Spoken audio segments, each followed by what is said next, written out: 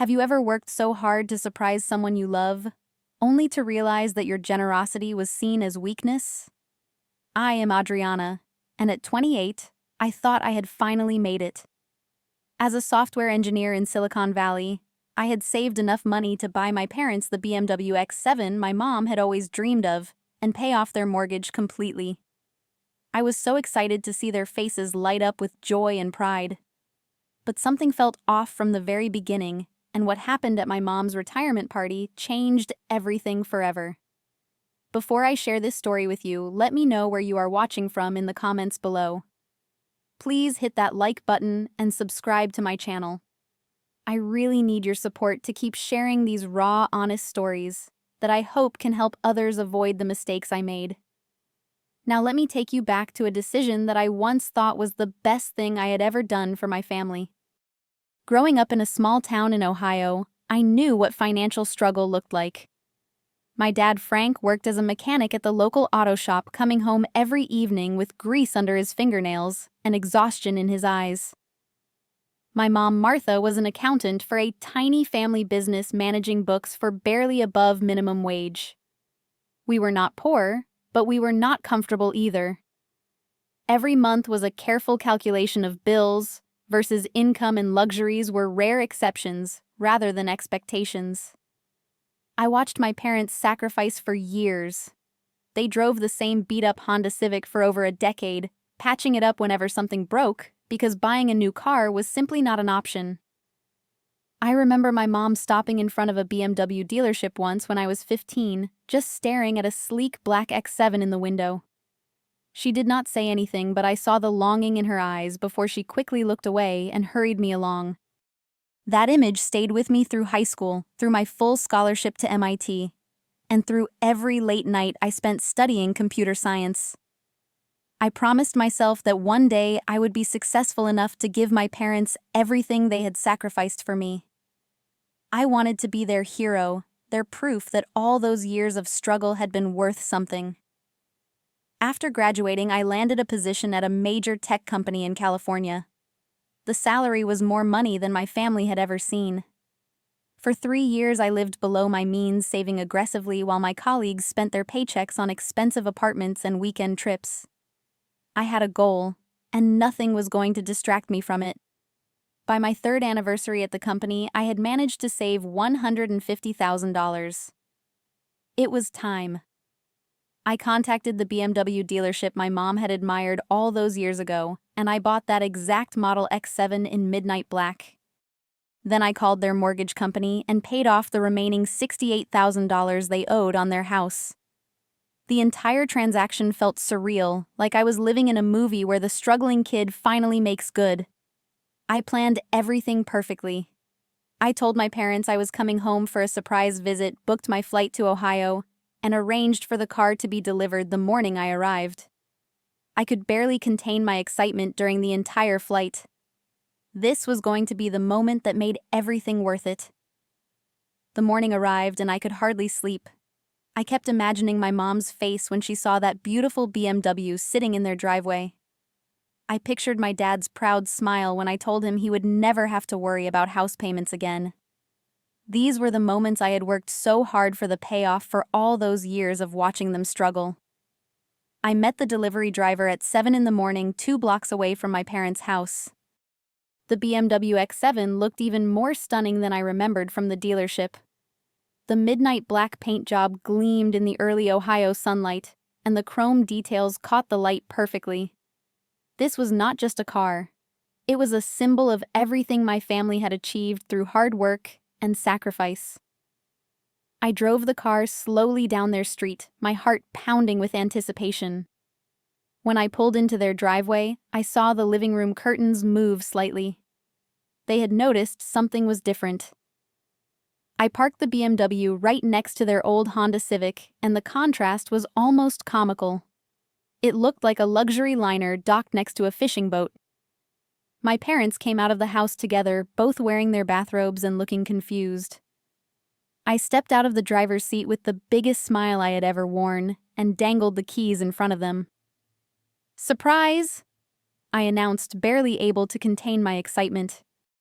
"Mom, remember that BMW you looked at when I was 15? Well, now it is yours." I expected screaming, crying, jumping up and down. I expected my mom to throw her arms around me and tell me how proud she was. Instead, Martha walked slowly around the car, running her fingers along the hood with an expression I could not quite read. It was not joy. It was not excitement. It was something closer to resignation. "Oh," she said finally, her voice flat. "Thank you, sweetheart." That was it. No excitement, no tears of joy, no overwhelming gratitude. Just a simple thank you delivered with all the enthusiasm of someone acknowledging a grocery list. My dad, Frank, was slightly better. He nodded appreciatively and kicked one of the tires gently, but then immediately asked about the insurance costs and maintenance requirements.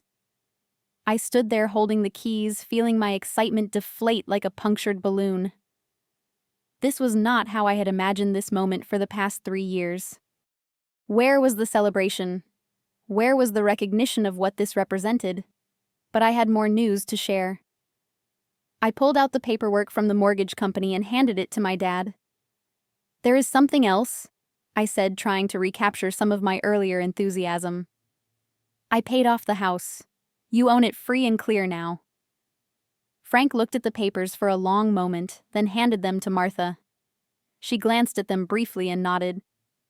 "That was not necessary," she said. "We were managing just fine." I felt my first real stab of disappointment. Managing just fine, I remembered all those conversations about tight budgets, all those times they had to postpone home repairs or skip vacations because of the mortgage payment. How was struggling to make ends meet considered managing just fine? I tried to shake off the weird feeling that was settling in my stomach. Maybe they were just in shock. Maybe they needed time to process such a big surprise. People react differently to good news, and my parents had always been practical, reserved people. I told myself their reaction was normal and that they would warm up to the gifts once the initial surprise wore off. Over the next few weeks, I called them regularly to ask how they liked the car. The answers were always brief and somewhat disappointing. The car was fine, they said. It rode smoothly. It was very nice. But something in their tone suggested they were merely tolerating my questions rather than enjoying the opportunity to gush about their beautiful new vehicle. After about 6 weeks, something started bothering me. Every time I asked about the car, they seemed to give very generic responses. They never mentioned taking it anywhere special or showing it off to their friends. When I asked if they had driven it to church or to visit my Aunt Linda, they would give vague answers about taking the Honda because it was easier to park. Finally, I could not stand it anymore. "Mom," I said during one of our weekly phone calls, "how many miles are on the BMW now you have had it for over a month?" There was a pause. "Oh, I do not know off the top of my head," she said. "Maybe 200 miles or so. 200 miles in 6 weeks. That meant they were driving it maybe once or twice a week, if that." I started asking more specific questions. Had they taken it on any road trips? No, they preferred the Honda for long drives because they knew how it handled. Had they shown it to their friends? Not really, they did not want to seem like they were showing off. Had they enjoyed driving it around town? Well, it was a bit big for their usual errands. The more I learned about how little they were using the car, the more frustrated I became. But instead of confronting them about it, I decided to increase my support in other ways. Maybe the problem was that they still felt financially stressed about other expenses. Maybe if I took more financial pressure off their shoulders, they would be able to truly enjoy the gifts I had given them. I started sending them $2,000 every month.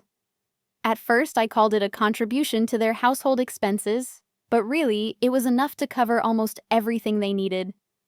Their electric bill, water bill, groceries, internet, cable, television, even their cell phone plans.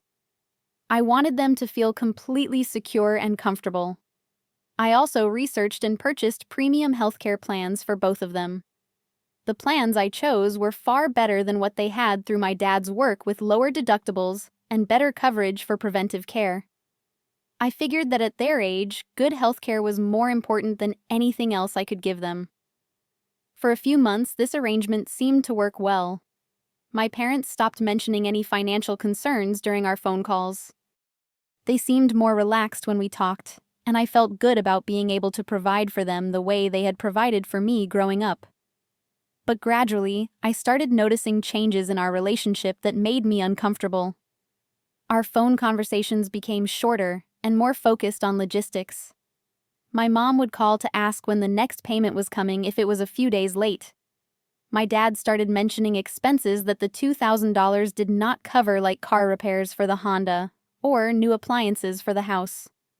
The more money I sent, the more they seemed to expect. What had started as a generous surprise had somehow transformed into a regular obligation. When I mentioned that I was thinking about taking a vacation and might skip 1 month's payment to save money, the silence on the other end of the phone was deafening. I began to realize that my parents had stopped asking about my life entirely. They never inquired about my work, my friends, or my own financial goals. Our conversations revolved completely around their needs and expenses. When I tried to share news about a promotion at work or a new project I was excited about, they would listen politely for a minute before steering the conversation back to their own concerns. My friends started pointing out what I had been trying to ignore. Sarah, my college roommate, was the first to say it directly. "Adriana, do you realize that your parents only call you when they need something that is not a normal parent-child relationship?" I defended them at first. They were from a different generation, I explained. They were not used to having extra money, so they were being careful about budgeting. They were grateful, they just expressed it differently than I expected. But deep down, I knew Sarah was right. The people who had raised me to be independent and self-sufficient had become completely dependent on my income. And rather than appreciating my success, they seemed to resent me for it.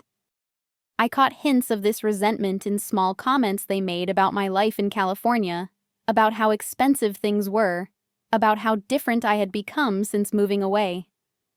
The breaking point was still months away, but I was starting to feel like I had created a monster instead of helping my family. The generous gesture that was supposed to bring us closer together was actually driving us apart.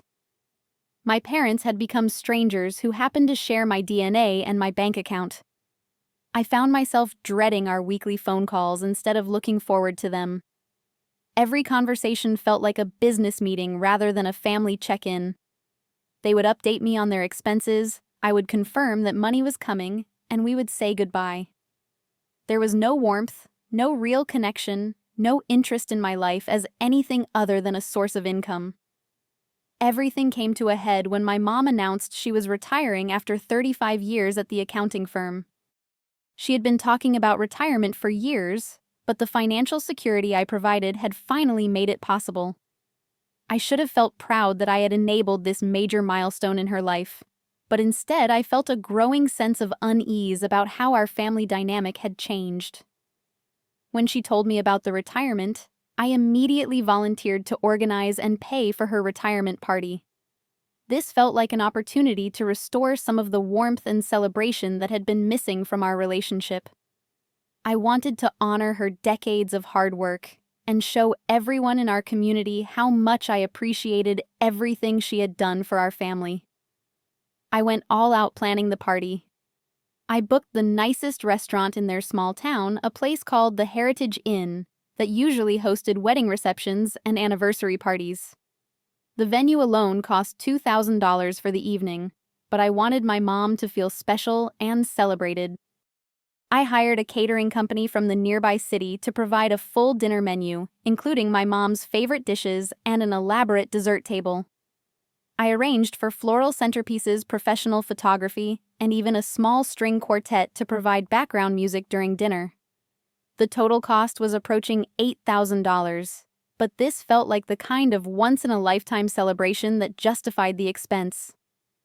I sent invitations to everyone I could think of, her coworkers from the accounting firm, neighbors from their street, family friends, distant relatives, and even some of my old high school friends who had known our family for years. About 50 people confirmed they would attend, which felt perfect for the venue size. The week before the party, I flew back to Ohio to handle the final preparations. I met with the caterers, confirmed details with the florists, and even wrote a speech about my mom's career and the sacrifices she had made for our family. I was determined to make this the perfect farewell to her working years. The night of the party arrived and everything looked beautiful. The Heritage Inn had transformed their main dining room with elegant lighting and our carefully chosen decorations. The flowers were gorgeous, the food smelled amazing, and the string quartet created exactly the sophisticated atmosphere I had hoped for. My mom looked lovely in a new dress I had bought for her, and my dad wore a suit that actually fit properly for once. As guests arrived, I felt proud to be hosting such a classy event for my parents. Several people commented on how wonderful everything looked, and how thoughtful it was of me to arrange such a celebration. During dinner, I gave my speech about my mom's career and her dedication to our family. I talked about the long hours she had worked, the sacrifices she had made, and how proud I was to be her daughter. The guests applauded warmly, and for a moment I felt like we had recaptured some of the closeness that had been missing from our relationship. But as the evening progressed, I started noticing something that bothered me. While guests were complimenting my mom on having such a generous and successful daughter, she was accepting the praise with a strange detachment. She did not seem proud of me or grateful for the party. She seemed almost annoyed by the attention my generosity was receiving. When people thanked her for raising such a wonderful daughter, she would smile tightly and change the subject. When they commented on how expensive and thoughtful the party was, she would make jokes about young people and their spending habits. I started to feel like she was embarrassed by my success rather than proud of it. As the evening wound down and guests began to leave, I was helping clean up the gift table when I overheard a conversation that would change everything. One of my mom's longtime coworkers, a woman named Patricia, whom I had known since childhood, was saying goodbye to my parents near the entrance. "Martha, you are so lucky to have Adriana," Patricia said warmly. "Not many children would do what she has done for you and Frank. Paying for this beautiful party, buying you that gorgeous car, taking care of your expenses. You raised a really special daughter." I expected my mom to agree to say something nice about me, to express some gratitude for everything I had tried to do for them. Instead, she laughed in a way that made my blood run cold. "We raised a fool who thinks he's important just because he pays our bills," she said loudly enough for several people to hear. "Money doesn't make you special, honey." The words hit me like a physical blow. I stood there frozen, holding a stack of gift cards and thank you notes, feeling like everyone in the room was staring at me. The few remaining guests who had heard her comment looked shocked and uncomfortable. Patricia's mouth fell open and she mumbled something about needing to leave before hurrying out the door. I could not move. I could not breathe. The woman I had been working so hard to honor and support had just publicly humiliated me in front of people who had watched me grow up. She had reduced all my love, generosity, and success to a single cruel sentence that cut deeper than anything anyone had ever said to me. I left the restaurant that night without saying another word to my parents. I drove straight to the hotel I was staying in, locked the door, and cried harder than I had since childhood. The hurt was overwhelming, but underneath the tears was something else: rage. Pure, justified rage at being treated so badly by the people who were supposed to love me most.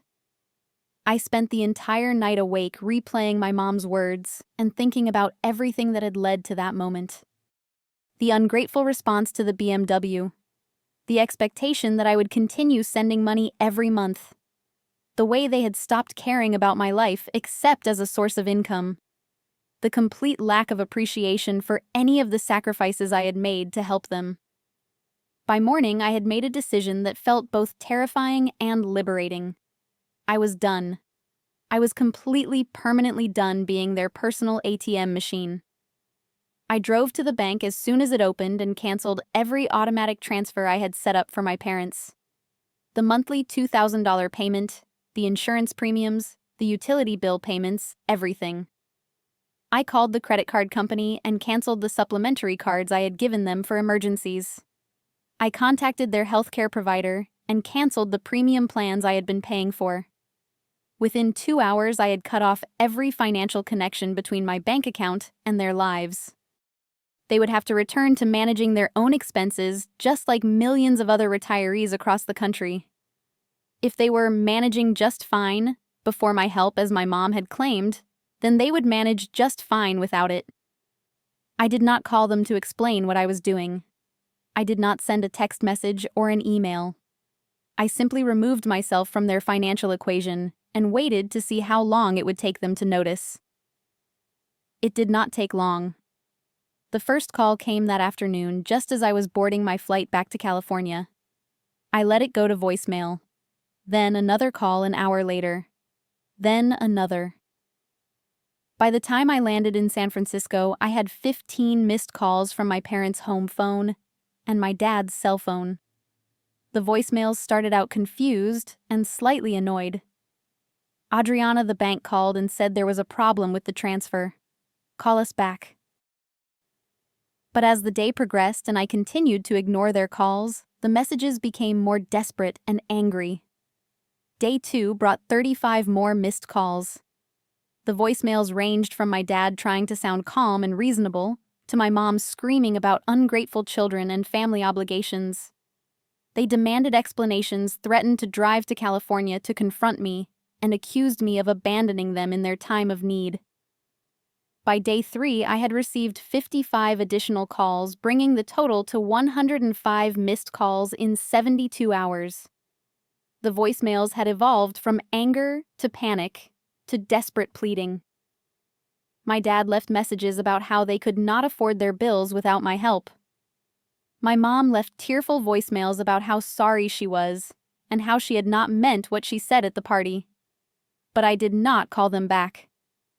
I had blocked their numbers temporarily and was focusing on my own mental health and career. For the first time in months, I was able to think about my future without factoring in their monthly expenses. For the first time since buying them that BMW, I felt free. After 2 weeks of complete silence from me, they were forced to face their financial reality. They sold the BMW back to the dealership, though they got significantly less than what I had paid for it since it was no longer new. They downsized their lifestyle, dramatically canceled subscription services they did not really need, and started living within their actual retirement income. Eventually, they called to apologize. My dad admitted they had become too dependent on my generosity, and that they should have been more grateful. My mom said she was sorry for what she had said at the party, though she also tried to explain it away as stress from her retirement transition. But the damage was done. I could forgive them, but I could never forget how quickly they had taken my love for granted, and how cruelly they had repaid my generosity. I learned that setting boundaries with family is not cruel. It is necessary for self-respect. I learned that true love includes mutual respect, not just financial obligation. Most importantly, I learned that sometimes the people who gave you life can also teach you the hardest lesson about living it on your own terms. Family is not just about shared DNA or childhood memories. Real family supports your dreams, celebrates your success, and treats you with the respect you deserve. Now I want to hear from you in the comments. Have you ever had a family member take your generosity for granted? How did you handle it when someone you loved made you feel unappreciated? Please share your story below, because I know many of you have experienced something similar. Don't forget to hit that like button if this story resonated with you, and subscribe to my channel for more real-life experiences that we can all learn from. Share this video with anyone who needs to hear that it is okay to set boundaries with family members who do not respect you. Thank you for listening to my story, and remember that you deserve to be treated with kindness and appreciation, especially by the people who claim to love you most. Take care of yourselves, and I will see you in the next video.